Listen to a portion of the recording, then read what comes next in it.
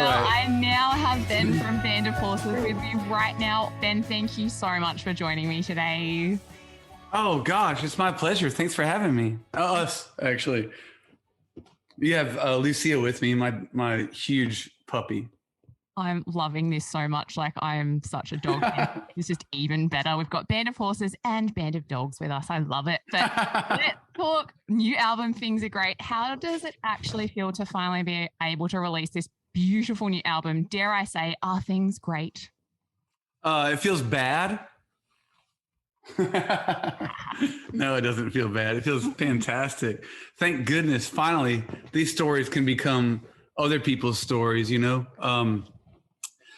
It's tough kind of having this monkey on your back for so long. These, the heavy weight of, you know, a lot of personal stuff going on in this record. It feels so good to finally get it off my back. Please take my stories and make them yours. That's a beautiful way to put it. And I know there's been a lot going on in the background with it. But what I love on this one is we see a bit of a return to some earlier Band of Horses stylistic flourishes happening. And of course, there's been hints of what's to come in the lead up with Crutch and Lights as well. And personnel changes, of course, as well. But can you take me back to the origin story behind the album? Like, when did this stunning collection of songs start to take shape and you realized you were actually fully on this new album train? Good Lord. That's really nice of you to say. A stunning collection here. So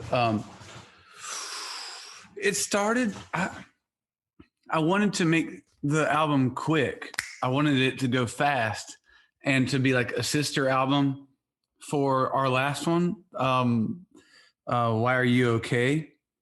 But it didn't go, well, yeah, best laid plans type of thing. It didn't go as expected. So I had to make a difficult decision of being like, no, we're going to switch up the process and I'm going to try to produce more of it myself and make it more like us. And yeah, that's the thing. Like it's if it's harkening back to like the older days or something like that of Band of Horses music, I think a big part of that is well, having good good advice from friends, being like, man, you got to play guitar more, man. Let it be messy. Let it be messy. It sounds like Band of Horses when you're playing guitar. If you get like some damn, ace guitar player to play your demos, it can sound a bit damn cleaned up. So I'm really glad this it kind of reflects what the whole thing started out to be anyways, which is some messy punk rock kids. I love that. As a punk rock kid myself in my youth, like, it's really nice to always hear that. Like, obviously all the stuff that's come along the way has always been embraced and enjoyed as well. But I always like stuff a little bit rough and ready. So secretly I'm stoked, but obviously a lot of other people are as well. But how much of the album was kind of in place before the last craziness of the last couple of years as well? Like, did the pandemic impact the writing side or did it impact the recording? Like, what kind of state was it in before the world went to shit, basically? Didn't it though? It certainly did. And I didn't quite answer your question, I guess, the last one. Like, yes, it did go to absolute shit. And we had the record done for a second time since we like kind of shifted the focus. It was done and mixed again. God dang it. This thing took so damn fucking long for no reason. And it was done before the pandemic hit. So it's also like, oh, now you're just waiting. Now you're just waiting for 2 years, 2.5 years, whatever the hell it's been. It's been so long. I had no idea it was coming.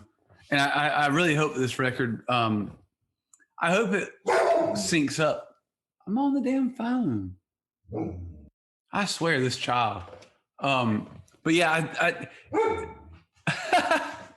it was. I think it kind of syncs up nice some of the themes and the narratives on this record, I think they sync up nice with what people have been going through the pandemic. It's kind of funny how it's a bit prophetic in a way. The album, just the themes of people being sick of their partners, living at home with somebody they don't want to be around, at least. Yeah, absolutely. And I think that's something universal across the board. And it's amazing how things that weren't intended to be like a bit of a comfort or a bit of a mouthpiece for a pandemic were in progress well before it. And obviously a really hard part of this too is to have a whole new album, to be sitting on it, and also not to be able to play as many shows as you normally would be. When you can get out in front of people properly and bring this beautiful album to the world, is there a key song or a couple of songs on the album you're most excited to play live for the first time for fans once they've actually been able to hear it as well and immerse themselves in it? I would like to play a song that's easy to play. How about that? Dude, you're slobbery. I would like to play something that's easy, but I've been terrified, honestly, about the song called Warning Signs. It's the first song on the record, and it reminds me of The Funeral, and that I remember making that first record for Band of Horses and being like, oh, I can't get it done right. Let's just leave it off the album. The album's probably fine. It's just so funny to think that in hindsight, like, shit, like if it weren't for that song, most people wouldn't know who we are. So it scares me in the same way where I'm like, I'm going to have to play this on TV or something. I could tell. I'm like, this song is scary because I'm going to have to play it on TV. So more than like, oh yeah, I'm happy to play the one that's got like the cowboy chords or whatever. I'm more focused on how the hell I'm going to play the scary songs. And that song is scary. So I'll stick with that. I like it. And I think, I don't know, sometimes getting outside your comfort zone and embracing the scary and the nightmares and everything can be so cathartic. So bring it on. I can't wait to see this on stage. And knowing that you'll be holding it together looking so composed, no doubt, but I'll know secretly what's going on behind it. Oh, God. Did you see our Sydney show last time? Come on. Hey, it was good. It was good. Well, I know that there are so many more things to come. Obviously, we'd love to have you back here in Australia when the time is right and to celebrate this beautiful new album. But a huge congratulations on Things Are Great, and here's to making Things Are Great a 2022 mantra, because I think we all need a little bit more of that in our lives, and to also having beautiful dogs coming on Zoom calls with me. I need more of this. This is going to be on my green room rider. No doubt. You can borrow her. Actually, I might need someone to dog sit if we can actually do some fucking tour dates. So I'd be glad to lend her out to you. But yeah, also that Things Are Great thing is a bit of a piss take, right? Like it's a bit of a tongue-in-cheek or sarcasm thing. Things are great, and I find that they're only getting better. So let's do a good job. You know what I mean? Yep, I love it. And tongue-in-cheek is my kind of thing. It can be a Things Are Great question mark or an exclamation mark, depending on what day of the week it is. Absolutely. Thank you. Amazing, Ben. Well, thank you for your time, and we cannot wait to celebrate this new album with you live in person soon and bring on the rest of the year for Band of Horses. Thank y'all so much. We love you, Australia, so much. Thank you.